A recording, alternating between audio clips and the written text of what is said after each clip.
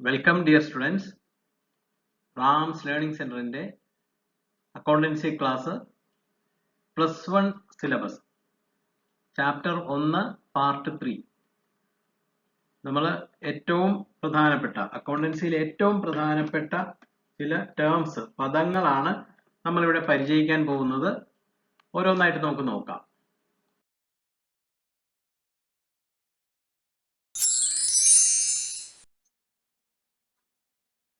അക്കൗണ്ടിങ്ങിൽ ഏറ്റവും പ്രധാനപ്പെട്ട ചില ടേംസ് ആണ് നമ്മൾ ഇനി പഠിക്കാൻ പോകുന്നത്.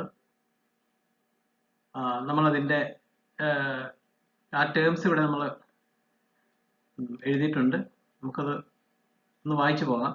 ഒന്നാമതായി എൻറ്റൈറ്റി, രണ്ടാമത് ട്രാൻസാക്ഷൻ, മൂന്നാമത് assets, 4 liabilities, 5 capital, 6 sales, 7 revenues, 8 expenses, 9 expenditure, 10 profit, 11 gain, 12 loss, 13 discount, 14 voucher, 15 goods, 16 drawings, 17 purchases, 18 stock, 19 debtors, 20 creditors.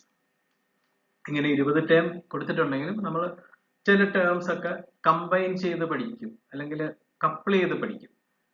ഏതാണെന്ന് വെച്ചാൽ നമ്മളിപ്പോ ഇവിടെ നോക്കുക, പ്രോഫിറ്റ് എന്നൊരു വേർഡ് കൊടുത്തിട്ടുണ്ട്, അതുപോലെ തന്നെ ഗെയിൻ ഉണ്ട്. സാധാരണഗതിയിൽ ഇത് രണ്ടും ഒരേ അർത്ഥത്തിലാണ് നമ്മൾ ഉപയോഗിച്ചു വരുന്നത്, അല്ലേ? പ്രോഫിറ്റും ഗെയിനും ഏതാണ്ട് സിനോണിമസ് ആയിട്ടാണ് നമ്മൾ ഉപയോഗിച്ചു പോരുന്നത്. പക്ഷെ അത് തമ്മിൽ വളരെ മൈന്യൂട്ട് ആയിട്ടുള്ള, വളരെ നമ്മൾ അക്കൗണ്ടൻസിയിൽ വരുമ്പോൾ വളരെ സൂക്ഷ്മമായൊരു വ്യത്യാസമുണ്ട്. അത് നമ്മൾ പഠിക്കും. പിന്നീട് വരുന്നത് ഇതുപോലെ തന്നെ നമ്മൾ കപ്പിൾ ചെയ്ത് പഠിക്കേണ്ട ഒരു ടേമാണ് എക്സ്പെൻസസ് ആൻഡ് എക്സ്പെൻഡിച്ചർ. ഇത് തമ്മിലും ഇതും നമ്മൾ കോമൺ ആയിട്ട് ഒരേ അർത്ഥത്തിൽ ഉപയോഗിച്ചു പോരുന്നതാണ്. പക്ഷെ നമ്മൾ അക്കൗണ്ടൻസി വരുമ്പോൾ അത് തമ്മിലുള്ള വ്യത്യാസം മനസ്സിലാക്കിയിരിക്കണം. അത് നമ്മൾ പഠിക്കും. അപ്പോൾ നമ്മൾ ഈ ടേംസ് നമുക്ക് പരിചയിക്കണം. ഇത് വളരെ ഇനി അങ്ങോട്ട് മുന്നോട്ടുള്ള പഠനത്തിന് അടിത്തറയിടുന്ന ടേംസ് ആണിത്. നല്ലതുപോലെ ഇതിന്റെ കൺസെപ്റ്റ്, ഓരോ ടേമിന്റെയും കൺസെപ്റ്റ് നല്ലതുപോലെ മനസ്സിലാക്കിയിരിക്കണം. നമ്മളിവിടെ ആദ്യം പഠിക്കുന്ന ടേം എൻറ്റൈറ്റി എന്നുള്ളതാണ്. ENTITY, എൻറ്റൈറ്റി. എൻറ്റൈറ്റി ഒരുപക്ഷെ നിങ്ങളൊക്കെ കേട്ടിരിക്കും. ഒരു വസ്തുവിനെ നമുക്ക് എൻറ്റൈറ്റി എന്ന് പറയാം. എൻറ്റൈറ്റിയുടെ ഡെഫിനിഷൻ ആയിട്ട് ഇവിടെ കൊടുത്തിരിക്കുന്നത്, എൻറ്റൈറ്റി means A reality that has a definite individual existence. സ്വന്തമായി വ്യക്തമായ നിലനിൽപ്പുള്ള ഒരു റിയാലിറ്റി, യഥാർത്ഥത്തിലുള്ള അല്ലെങ്കിൽ ഒരു യാഥാർത്ഥ്യത്തെ, ഒരു യാഥാർത്ഥ്യത്തെ നമുക്ക് എൻറ്റൈറ്റി എന്ന് പറയാം. നമ്മളിവിടെ കുറച്ച് ചിത്രങ്ങൾ കൊടുത്തിരിക്കുന്നത് നോക്കുക. ഒരു മനുഷ്യൻ നിൽക്കുന്നു, an individual.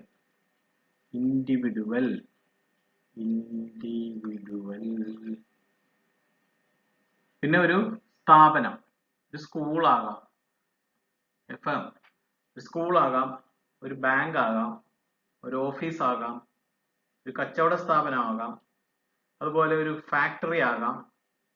ഇതെല്ലാം എൻറ്റൈറ്റികളുടെ ഗണത്തിൽപ്പെടും. എൻറ്റൈറ്റി ചുരുക്കി പറയാം, നമ്മുടെ ലോകത്ത് നമ്മൾ കാണുന്ന ഓരോ വസ്തുവും, സ്ഥാപനവും, സംഘടനകളും, ഒരു രാജ്യം, ഇതെല്ലാം എൻറ്റൈറ്റി ആയിട്ട് നമുക്ക് മനസ്സിലാക്കാം.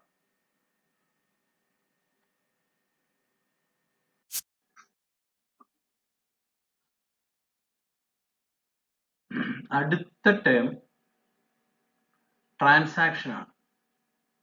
ട്രാൻസാക്ഷനും നമ്മൾ എപ്പോഴും കേൾക്കുന്ന ഒരു ടേമാണ്. ട്രാൻസാക്ഷൻ, കൊടുക്കൽ വാങ്ങലുകളെ നമുക്ക് ട്രാൻസാക്ഷൻ എന്ന് പറയാം. ആരൊക്കെ തമ്മിലുള്ള കൊടുക്കൽ വാങ്ങലുകളാണ്? രണ്ടോ അതിലധികമോ ഉള്ള എൻറ്റൈറ്റീസ് നമ്മൾ നേരത്തെ പഠിച്ചു.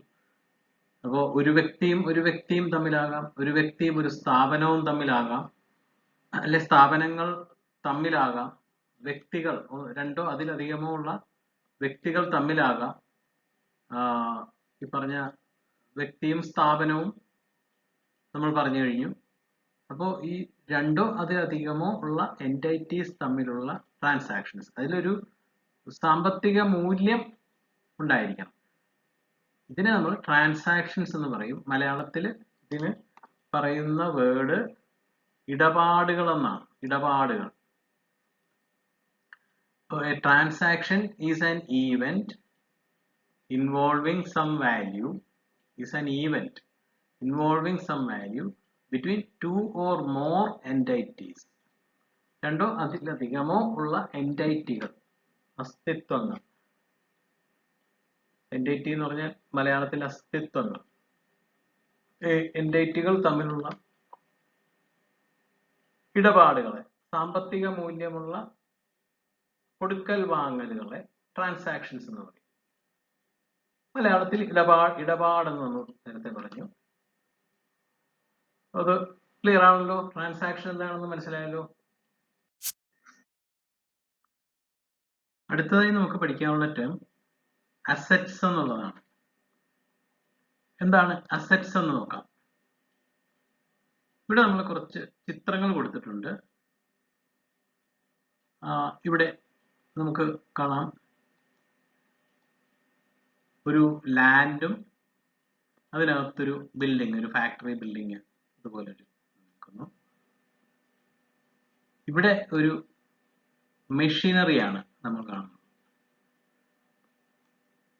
ഇവിടെ നോക്കൂ, നമ്മളൊരു കുറച്ച് സാധനങ്ങൾ പാക്ക് ചെയ്ത് ഒരു ചാക്ക് പോലെ ഒരു സാധനത്തിൽ ആക്കി പാക്ക് ചെയ്ത് നമുക്ക് വിൽപ്പനയ്ക്കുള്ള സാധനങ്ങളാണ് വെച്ചിരിക്കുന്നത്. ഒരു സ്ഥാപനത്തിനെ സംബന്ധിച്ചിടത്തോളം ഈ ലാൻഡും ബിൽഡിങ്ങും ഈ മെഷീനറിയും ഈ സ്റ്റോക്കും എല്ലാം അതിന്റെ അസറ്റ്സ് ആണെന്ന് പറയും. ഇതെല്ലാം നമ്മൾ അസറ്റ്സ് എന്ന് പറയും. അസറ്റ്സ്. എന്താണ് ഈ അസറ്റ്സിന്റെ പ്രത്യേകത? ഈ ഒരു സ്ഥാപനത്തിന്റെ, ഒരു എന്റർപ്രൈസിന്റെ, ഒരു ബിസിനസ് ഓർഗനൈസേഷന്റെ പ്രവർത്തനത്തിന്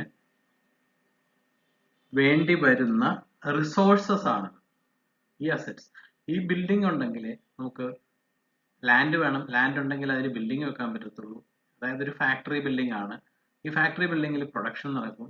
അങ്ങനെ പ്രൊഡക്ഷൻ നടക്കുന്ന സാധനം നമ്മൾ വിറ്റഴിച്ച് നമ്മുടെ ഇൻകം, റവന്യൂ വർദ്ധിപ്പിക്കും. അങ്ങനെ ഒരു പ്രയോജന മൂല്യമുള്ള വസ്തുവകൾ ആണ് ഈ ലാൻഡ് ആൻഡ് ബിൽഡിംഗ്.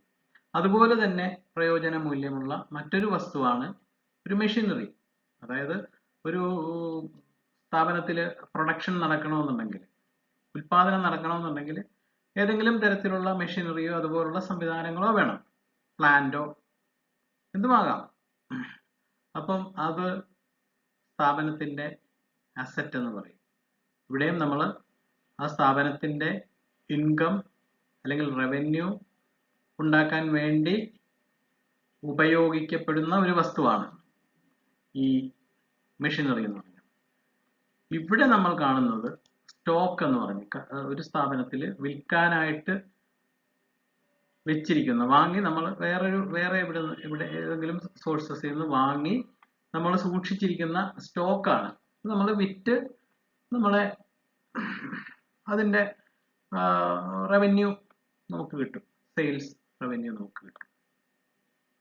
അപ്പം ഈ പറഞ്ഞിരിക്കുന്ന എല്ലാ വസ്തുക്കളും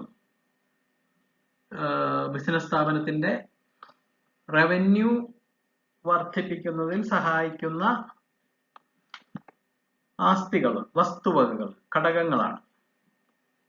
കൂടാതെ ഇവയ്ക്ക് ഓരോന്നിനും ഇപ്പൊ ഒരു ലാൻഡ് ആൻഡ് ബിൽഡിംഗ്, ഈ ഒരു സാധനത്തിനെയും വേണമെന്നുണ്ടെങ്കിൽ അതിന്റെ ഒരു പോർഷൻ അല്ലെങ്കിൽ മുഴുവനായിട്ടോ ഒരു കമ്പനിക്ക്, ഒരു ബിസിനസ് സ്ഥാപനത്തിന് അത് വിറ്റ് അതിന്റെ പൈസ ഈടാക്കാം. അപ്പൊ അതിന് അങ്ങനത്തെ ഒരു മൂല്യമുണ്ട്, അതിനൊരു വിനിമയ മൂല്യമുണ്ട്. ആ വസ്തുവിന്, അസറ്റിന് ഒരു വിനിമയ മൂല്യം കൂടെ ഉണ്ട്.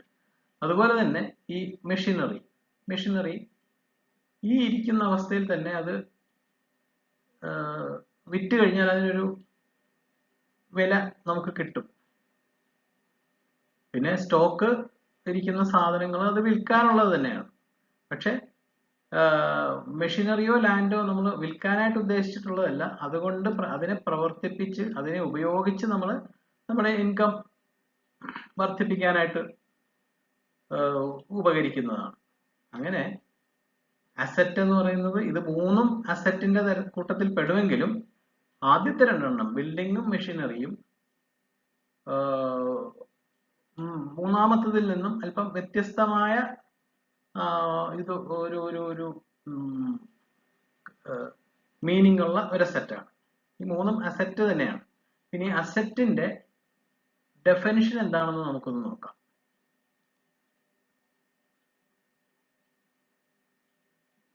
ഇവിടെ നോക്കുക, assets R economic resources. Resources ആണ് നമ്മുടെ വിഭവങ്ങൾ, നേരത്തെ പറഞ്ഞ പോലെ. Economic resources of an enterprise that can be usefully expressed in monetary terms. ഈ എക്കണോമിക് റിസോഴ്സസ് നമ്മളിപ്പോ ഈ പറഞ്ഞ, ഇവിടെ നമ്മൾ ഉദാഹരണമായിട്ട് പറഞ്ഞ മൂന്ന് വസ്തുക്കൾക്കും അതിനൊരു ഒരു മോണിറ്ററി ടേംസിൽ നമുക്ക് പറയാം. ലാൻഡ് ആൻഡ് ബിൽഡിങ്ങിലെല്ലാം കൂടെ 1 കോടി രൂപ, 1 crore വിലയുണ്ടെന്ന് പറയാം. അതായത് അത് വിറ്റ് കഴിഞ്ഞാൽ സ്ഥാപനത്തിന് അത്രയും തുക കിട്ടും. ഈ മെഷീനറി നമ്മളിപ്പോൾ വിൽക്കാൻ പോകുന്നു, അതിന് നമുക്കൊരു 5000 രൂപ കിട്ടിയേക്കും. അപ്പൊ അതിനൊരു എന്താ പറയുക, ഇതിന്റെ ഒരു വില നമുക്ക് monetary in terms of money ആണ് മോണിറ്ററി ടേംസിൽ നമുക്ക് എക്സ്പ്രസ് ചെയ്യാൻ പറ്റുന്നതാണ്. അതുപോലെ സ്റ്റോക്ക് ഇരിക്കുന്നു, നമ്മുടെ കയ്യിൽ 10000 രൂപയുടെ സ്റ്റോക്ക് ഇരിപ്പുണ്ട്. അതായത് ഈ സ്റ്റോക്ക് വിറ്റ് കഴിയുമ്പോൾ നമുക്ക് 10000 രൂപ കിട്ടും. അപ്പൊ നമ്മൾ ഒന്നുകൂടെ ഓർക്കണം, ഈ പറഞ്ഞ മൂന്ന് അസറ്റുകളിലും നോർമൽ ബിസിനസ് ഓപ്പറേഷനിൽ വിൽക്കാനായിട്ട് ഉദ്ദേശിച്ചിരിക്കുന്ന ഇത് മാത്രമേ ഉള്ളൂ, അതായത് സ്റ്റോക്ക്. പക്ഷെ മെഷീനറിയും ലാൻഡും ഒന്നും നമ്മൾ അങ്ങനെ വിൽക്കാനായിട്ട് ഉദ്ദേശിച്ചുള്ളതല്ല. അതിനെ ഉപയോഗിച്ച് നമ്മുടെ ഇൻകം, സെയിൽസ് വർദ്ധിപ്പിക്കാൻ സഹായിക്കുന്ന ഘടകങ്ങളാണ്. പക്ഷെ ഒരവസരത്തിൽ അതിനെ വിൽക്കണമെന്ന് പറഞ്ഞാൽ അതിന് അങ്ങനെയാണെങ്കിൽ ഒരു വിലയുണ്ട്, വില നമ്മൾ ഇട്ടിട്ടുണ്ട്. അപ്പോ assets are economic resources of an enterprise that can be usefully expressed in monetary terms അല്ലെങ്കിൽ in terms of money. Monetary terms എന്ന് പറഞ്ഞാൽ വേറൊരു വാക്കിൽ പറയുകയാണെങ്കിൽ in terms of money.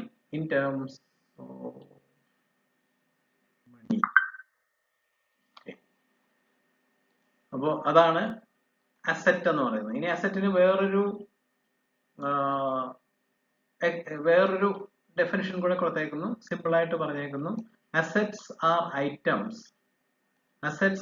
Items of value used by the business for its operations. Assets are items of value used by the business in its operations. ബിസിനസിന്റെ ഓപ്പറേഷൻസിൽ use ചെയ്യുന്ന വസ്തുക്കളാണ്. അപ്പൊ അതിനൊരു വാല്യൂ ഉണ്ട്, അതിനൊരു മൂല്യമുണ്ട്. നമ്മൾ ഈ പറഞ്ഞതുപോലെ 1 crore അല്ലെങ്കിൽ 5000 അല്ലെങ്കിൽ 10000. അപ്പൊ ഈ ബിസിനസ് ഓപ്പറേഷൻസിൽ യൂസ് ചെയ്യുന്ന പറയുമ്പോൾ എന്തിനു വേണ്ടിയിട്ടാണ് അത് യൂസ് ചെയ്യുന്നത്? നമ്മുടെ ഇൻകം വർദ്ധിപ്പിക്കാൻ വേണ്ടി യൂസ് ചെയ്യുന്നതാണ്. അങ്ങനെ വരുമ്പോൾ അതിനെയാണ് എക്കണോമിക് റിസോഴ്സ് എന്ന് ഇവിടെ പറഞ്ഞത്. So assets are items of value used by the business for its operation. Assets എന്നുള്ളത് വേർഡ് തറവാണെന്ന് കരുതുന്നു. ഇനി നമുക്ക് പഠിക്കേണ്ട ഒരു ഇമ്പോർട്ടന്റ് ടേം ആണ് ലയബിലിറ്റീസ് എന്നുള്ളത്. ലയബിലിറ്റീസ് ലയബിലിറ്റീസ് നമ്മൾ സ്ഥിരമായിട്ട് കേട്ടുകൊണ്ടിരിക്കുന്ന ഒരു ടേമാണ്. ദിവസേന നമ്മൾ കേൾക്കുന്ന ഒരു ടേമാണ് ലയബിലിറ്റി. എന്താണ് ലയബിലിറ്റി എന്ന് പറഞ്ഞാൽ? ബാധ്യത. ബാധ്യത എന്നാണ് അതിന്റെ മലയാളം. അതായത് ഒരാളോ അല്ലെങ്കിൽ ഒരു സ്ഥാപനമോ കടമായിട്ട് പൈസയോ മറ്റ് കമ്മോഡിറ്റീസ് അതായത് വിൽപ്പന ചരക്കുകൾ വാങ്ങിയിട്ടുണ്ടെങ്കിൽ, കടമായിട്ട് വാങ്ങിയതാണെങ്കിൽ ആ പൈസ ഇത്ര കാലാവധിക്കകം, അതിനുള്ള തുക ഇത്ര കാലാവധിക്കകം കൊടുത്തു തീർക്കണം എന്നുള്ളൊരു എഗ്രിമെന്റ് കാണും. അപ്പോ അങ്ങനെ ഏറ്റെടുക്കുന്ന ഒരു ബാധ്യതയാണ് ലയബിലിറ്റീസ് എന്ന് പറയുന്നത്. സോ നമുക്ക് അതിന്റെ ഡെഫിനിഷൻ നോക്കുകയാണെങ്കിൽ, ലയബിലിറ്റീസ് ആർ ഒബ്ലിഗേഷൻസ് കടപ്പെട്ടിരിക്കുന്നു, obligations that an enterprise has to pay at some time in future. ഇത്ര കാലാവധിക്കകം കൊടുത്തു തീർക്കേണ്ട ഒരു ബാധ്യതയാണ് ലയബിലിറ്റി എന്ന് പറയുന്നത്. They represent creditors' claim on the firm's assets. അതായത് കടം കൊടുത്ത ആളിന് ആണ് ക്രെഡിറ്റർ. കടം കൊടുത്ത ആളിന് ഈ ഫേമിന്റെ അസറ്റ്സിലുള്ള അവകാശം, ക്ലെയിം, അവകാശത്തിനെ സൂചിപ്പിക്കുന്നതാണ് പറയുന്നത്. അതായത് കടം വാങ്ങിച്ച സ്ഥാപനം കടം കൊടുത്ത സ്ഥാപനത്തിനോട് കടപ്പെട്ടിരിക്കുന്നു. അപ്പോൾ ലയബിലിറ്റീസ് എന്ന് പറഞ്ഞാൽ എന്താണെന്ന് വളരെ ശാസ്ത്രീയമായിട്ട് ഇവിടെ ഡിഫൈൻ ചെയ്ത് കഴിഞ്ഞു. നമുക്കൊന്നുകൂടെ വായിച്ചു നോക്കാം, ഇത് മനസ്സിലാക്കിയിരിക്കുക. Liabilities are obligations that an enterprise has to pay at some time in the future. They represent creditors' claim on the firm's assets. Clear ആണല്ലോ? ഇനി നമ്മൾ ആദ്യം പഠിച്ച ടേം എന്ന് എൻറ്റൈറ്റി എന്ന് പറഞ്ഞൊരു ടേം നമ്മൾ പഠിച്ചു അല്ലെ? ഫസ്റ്റ് ടേം നമ്മൾ ഈ അക്കൗണ്ടിങ് ടേംസ് പഠിക്കാൻ തുടങ്ങിയപ്പോൾ ആദ്യം പഠിച്ച ടേമാണ് എൻറ്റൈറ്റി. എൻറ്റൈറ്റി എന്ന് പറയുന്നത് സ്വന്തമായി നിലനിൽപ്പുള്ള അസ്തിത്വമുള്ള ഒരു സ്ഥാപനത്തിനെയോ വ്യക്തിയെയോ നമുക്ക് എൻറ്റൈറ്റി എന്ന് പറയാമെന്ന് നമ്മൾ സൂചിപ്പിച്ചിരുന്നു. അപ്പോ ഒരു വ്യക്തി ഒരു ബിസിനസ് എന്റർപ്രൈസ്, ഒരു ബിസിനസ് സംരംഭം തുടങ്ങുമ്പോൾ നേരത്തെ പറഞ്ഞ പോലെ അയാളുടെ കയ്യിലുള്ള പൈസ ഇട്ടിട്ട് ഇൻവെസ്റ്റ് ചെയ്യാം, കയ്യിലുള്ള പൈസ ഇൻവെസ്റ്റ് ചെയ്യാം, അല്ലെങ്കിൽ ഏതെങ്കിലും ബാങ്കുകളിൽ നിന്നോ ഫിനാൻഷ്യൽ സ്ഥാപനങ്ങളിൽ നിന്നോ ലോൺ എടുത്തിട്ട് ചെയ്യാം. അപ്പോൾ ഒരു വ്യക്തിയെ നമ്മളിവിടെ വരക്കുന്നു. അയാളുടെ ബിസിനസ് സംരംഭം, ഇതാണ് അദ്ദേഹത്തിന്റെ ബിസിനസ് സംരംഭം. ഒരു ഷോപ്പാവാം, ഇത് ബിസിനസ് സംരംഭം തുടങ്ങുന്നു. അപ്പൊ ഇദ്ദേഹത്തിന് ഈ ബിസിനസ് സംരംഭം തുടങ്ങാനായിട്ട് ആദ്യമായിട്ടൊരു കുറച്ച് ലാൻഡ് വേണം, ഒരു കെട്ടിടം വേണം, അല്ലെങ്കിൽ ഒരു സ്പേസ് വേണം. ആ സ്പേസ് ഇയാളുടെ ഓൺ സ്പേസ് ആകാം, അല്ലെങ്കിൽ ലോൺ എടുത്തിട്ട് വാങ്ങിച്ചിട്ട് മറ്റൊരു വ്യക്തിയിൽ നിന്ന് വാങ്ങിച്ചിട്ടുള്ളതാകാം, എന്തുവാകാം. എന്ത് കേസാണെങ്കിലും ഇതിനൊരു വാല്യൂ ഉണ്ട്. നമ്മൾ പറഞ്ഞ ആ അസറ്റ് നമ്മൾ പഠിച്ചപ്പോൾ അസറ്റിനൊരു വാല്യൂ ഉണ്ട്. അപ്പൊ ഇതൊരു അസറ്റാണ്, ഇതിനൊരു വാല്യൂ, ഇതിന് സേ 1 lakh rupees വേണം ഈ ഒരു കെട്ടിടത്തിനെന്ന് വെച്ചു. സോ ഈ ബിസിനസ് സംരംഭം ഓണറിനോട് ഈ 1 lakh rupeesന് കടപ്പെട്ടിരിക്കുകയാണ്. നേരത്തെ പറഞ്ഞൊരു ലയബിലിറ്റി ഈ ബിസിനസ്സിന് ഓണറിനോട് ഉണ്ടാവുന്നു. അതായത് liability of the business enterprise to the owner, അതിനോടൊരു ബാധ്യത ഉണ്ടായിരിക്കുന്നു. ഈ ബാധ്യതയാണ് ക്യാപിറ്റൽ എന്ന് പറയുന്നത്, മൂലധനം എന്ന് പറയുന്നത് ഈ ഒരു ബിസിനസ് സ്ഥാപനത്തിന് ഓണറിനോടുള്ള ഒരു ലയബിലിറ്റിയാണ്, ബാധ്യതയാണ് ക്യാപിറ്റൽ എന്ന് പറയുന്നത്. ക്യാപിറ്റലിന് വേറൊരു ടേം എന്ന് പറഞ്ഞാൽ ഇൻവെസ്റ്റ്മെന്റ്. ഓണറുടെ ഒരു ഇൻവെസ്റ്റ്മെന്റ് ആണ്. ഓണർ ആ ഇൻവെസ്റ്റ് ചെയ്യുന്നതിലൂടെ അയാൾ കുറച്ച് കാര്യങ്ങൾ അതിൽ നിന്ന് റിട്ടേൺസ് പ്രതീക്ഷിക്കുന്നുണ്ട്. ഈ ഇൻവെസ്റ്റ്മെന്റ് കൊണ്ട് അതിനെ ഓപ്പറേറ്റ് ചെയ്ത്, ബിസിനസ്സിനെ ഓപ്പറേറ്റ് ചെയ്ത് വരുമാനം ഉണ്ടാക്കണം. അപ്പൊ അങ്ങനെ ആ ഒരു ഉദ്ദേശത്തോടു കൂടി ഒരാൾ ഇൻവെസ്റ്റ് ചെയ്യുന്ന ഇതിനെയാണ് മൂലധനം അഥവാ എമൗണ്ടിനെയാണ് ക്യാപിറ്റൽ എന്ന് പറയുന്നത്. നോക്കിനി ക്യാപിറ്റലിന്റെ ഡെഫിനിഷൻ നോക്കാം. An amount invested by the owner in the firm is known as capital. നമ്മൾ എക്സ്പ്ലെയിൻ ചെയ്ത പോയതാണ്, മനസ്സിലാക്കാൻ പ്രയാസമില്ല. രണ്ടാമത് പറഞ്ഞേക്കുന്നത് നോക്കുക. It may be brought in the form of cash or asset.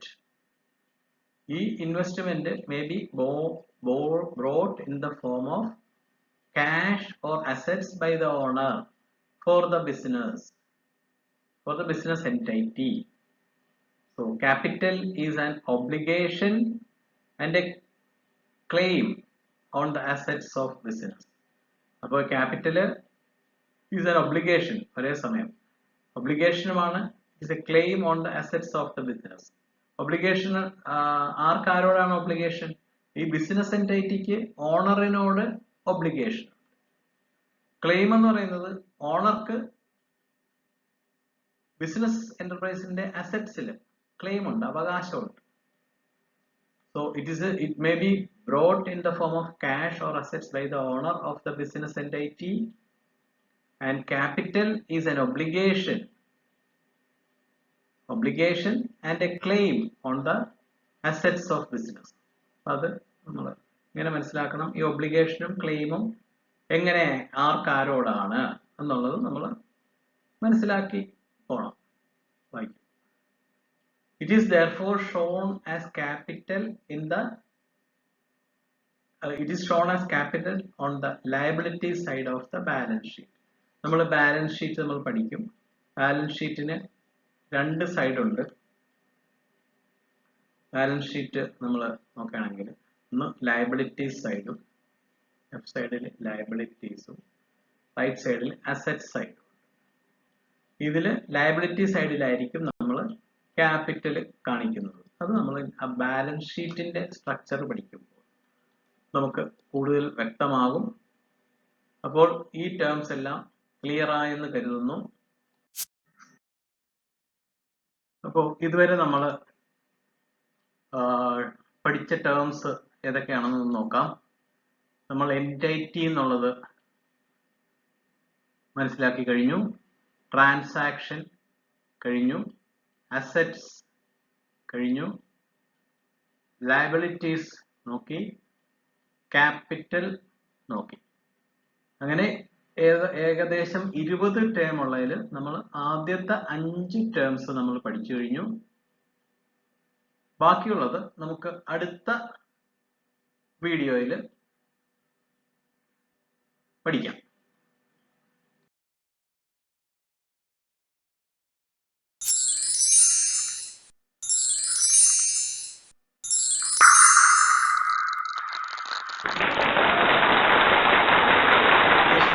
ഇതുവരെ ചെയ്ത പോർഷൻസിൽ ഏതെങ്കിലും ഡൗട്ടുകൾ ഉണ്ടെങ്കിൽ